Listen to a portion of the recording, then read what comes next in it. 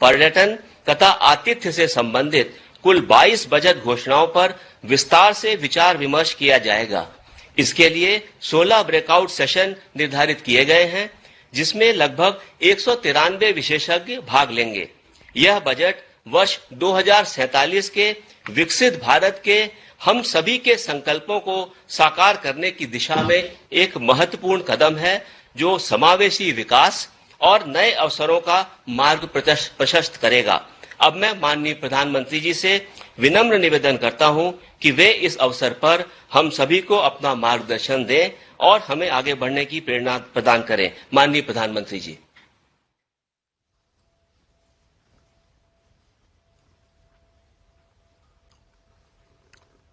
साथियों, बजट के बाद वेबिनार की इस सीरीज में आज चौथा और अहम वेबिनार है। फुलफिलिंग एस्पिरेशंस ऑफ पीपल, यानी जन आकांक्षाओं की पूर्ति। ये केवल एक चर्चा का विषय नहीं है, ये इस बजट का मूल ध्येय है और इस सरकार का संकल्प भी है।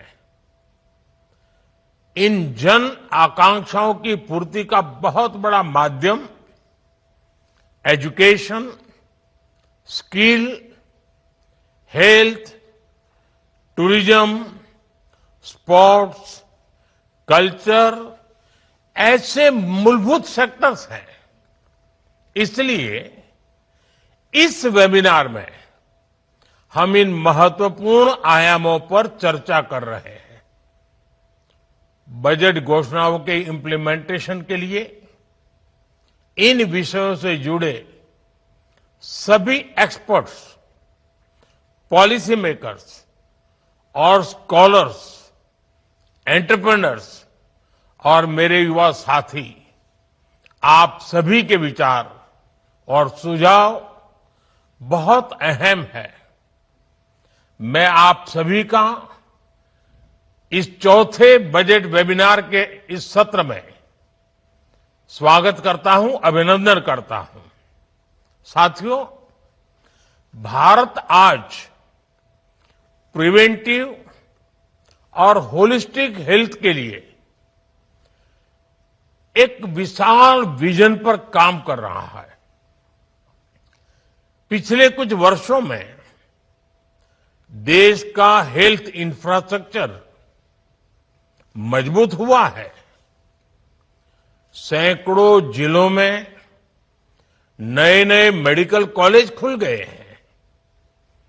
आयुष्मान भारत योजना, आरोग्य मंदिरों के माध्यम से स्वास्थ्य सेवाओं की पहुंच गांव-गांव तक बढ़ाई गई है।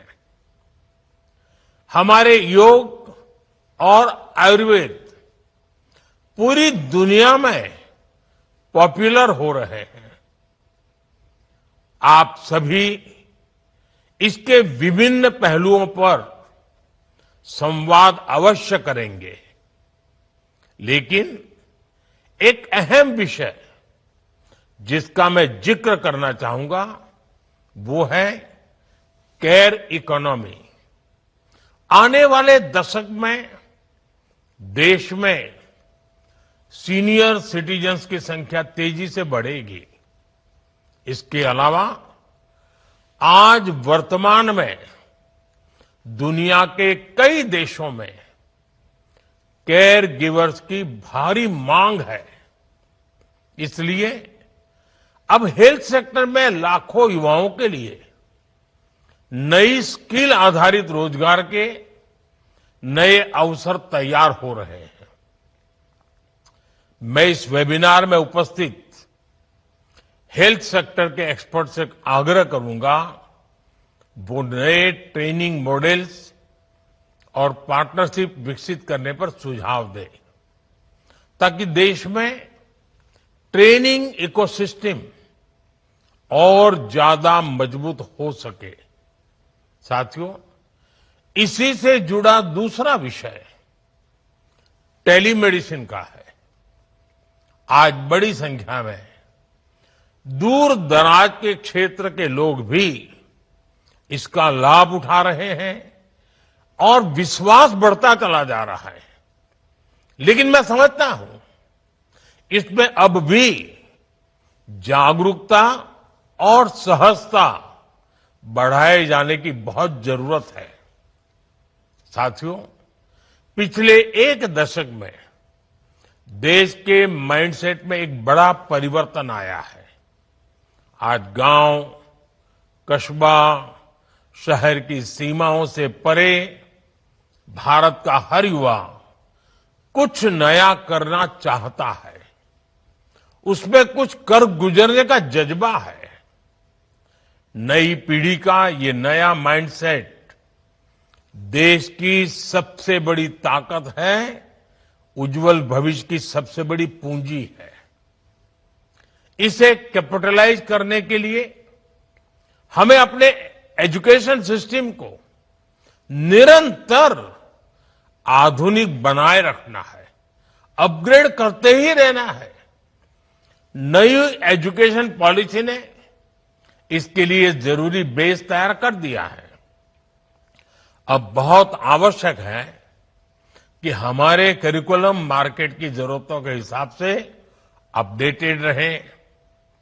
हमें हमारे एजुकेशन सिस्टम को रियल वर्ल्ड इकोनॉमी से जोड़ने की प्रक्रिया को और तेज करनी होगी। एआई और ऑटोमेशन, डिजिटल इकोनॉमी और डिजाइन ड्रिवन मैन्युफैक्चरिंग, ऐसे विषयों पर हमें फोकस और बढ़ाना होगा। साथियों, देश में एजुकेशन को एम्प्लॉयमेंट और एंटरप्राइज से जोड़ने की दिशा में लगातार काम हो रहा है। यूनिवर्सिटी टाउनशिप जैसे नए मॉडल्स में हमारे इसी अप्रोच का प्रतिबिंब है। आज भारत एवीजीसी सेक्टर यानी एनिमेशन, विजुअल इफेक्ट्स, गेमिंग और कॉमिक्स को बढ़ावा दे रहा है। भारत इनोवेशन ड्रिवन इकोनॉमी की ओर बढ़ रहा है। आज इस वेबिनार में देश के अनेक शिक्षाविद और एकेडमिक इंस्टीट्यूशंस जुड़े हैं। मैं आपसे आग्रह करूंगा कि इस वेबिनार में अपने कैंपस को इंडस्ट्री कोलैबोरेशन और रिसर्च ड्रिवन लर्निंग उसको केंद्र के रूप में विकसित करने की दिशा में जरूर मंथन हो। इससे स्टूडेंट्स को रियल वर्ल्ड एक्सपोजर मिलेगा और स्किल इकोसिस्टम और मजबूत होगा। साथियों, एक बहुत अहम विषय है स्टेम यानी साइंस, टेक्नोलॉजी, इंजीनियरिंग और मैथमेटिक्स। इस क्षेत्र में ये बहुत गर्व का विषय है कि हमारे देश में स्टेम के विषयों पर रुचि रखने में बेटियों की संख्या लगातार बढ़ रही है। आज जब हम फ्यूचरिस्टिक टेक्नोलॉजीज के लिए तैयार हो रहे हैं तो बहुत जरूरी है कि कोई भी बेटी अवसरों के अभाव में रुक न जाए। वेबिनार में आप इस दिशा में जरूर चर्चा करें। हमें महिलाओं के पार्टिसिपेशन को बढ़ाने पर और जोर देना होगा। हमें ऐसा रिसर्च इकोसिस्टम तैयार करना होगा जहां यंग रिसर्चर्स को एक्सपेरिमेंट करने और नए आइडियाज पर काम करने का पूरा अवसर मिले। साथियों, युवा शक्ति तभी राष्ट्रीय शक्ति बनती है जब वह स्वस्थ भी हो, अनुशासित भी हो और आत्मविश्वास से भरी हो। इसलिए पिछले कुछ वर्षों में खेलों को राष्ट्रीय विकास की एक महत्वपूर्ण धारा के रूप में देखा गया है। खेलो इंडिया जैसी पहलों ने देश में स्पोर्ट्स इकोसिस्टम को नई ऊर्जा दी है। देश भर में स्पोर्ट्स इंफ्रास्ट्रक्चर को मजबूत किया जा रहा है। इस वेबिनार में आप सभी कुछ सवालों पर जरूर मंथन करें, जैसे छोटी छोटी जगहों से भी प्रतिभाओं की पहचान को और सटीक कैसे किया जाए, हजारों खिलाड़ियों को स्ट्रक्चर्ड फाइनेंशियल सपोर्ट में सुधार कैसे हो, और तीसरी अहम बात, हमारी स्पोर्ट्स बॉडीज को और ज्यादा प्रोफेशनल कैसे बनाया जाए। अगले कुछ वर्षों में देश में कॉमनवेल्थ गेम्स होने जा रहे हैं। देश ओलंपिक आयोजन के प्रयास में जुटा है। ऐसे में हमें आज कम आयु के खिलाड़ियों को पहचान कर उन्हें तराशना होगा, तभी अंतर्राष्ट्रीय प्रतियोगिताओं में भारत का परचम लहरा पाएगा। साथियों, टूरिज्म और कल्चर रोजगार के नए अवसर बढ़ाने में बड़ी भूमिका निभाते हैं। जब किसी स्थान पर टूरिज्म बढ़ता है तो उस स्थान या उस शहर की ब्रांडिंग भी बढ़ जाती है। इससे उस शहर का ओवरऑल डेवलपमेंट भी बहुत तेज हो जाता है। भारत में ऐसे ऐतिहासिक स्थलों की कोई कमी नहीं है, लेकिन लंबे समय तक टूरिज्म कुछ चुनिंदा स्थानों तक ही सीमित रह गया। अब हमें देश के कोने कोने में टूरिस्ट डेस्टिनेशन को नए सिरे से डेवलप करने पर फोकस कर रहे हैं।